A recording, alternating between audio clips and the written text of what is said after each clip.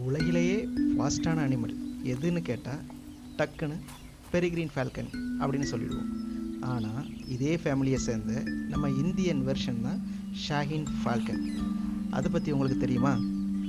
பொதுவாக இவை இந்திய துணைக்கண்டத்தில் நிரந்தரமாக இருந்தாலும் குளிர்காலத்தில் நிறைய இடங்களுக்கு புலம்பெயர்ந்து வரும். இந்த சீசனில் நீங்கள் அதிர்ஷ்டசாலியாக இருந்தால் இதை பார்க்க முடியும். இந்த பறவைக்கிட்ட ஒரு செம குவாலிட்டி இருக்குது. அதுதான் சைட் ஃபெர்டிலிட்டி. அதாவது வருஷம் தான் தங்குற அதே பழைய இடத்துக்கே தேடி வந்துடும்.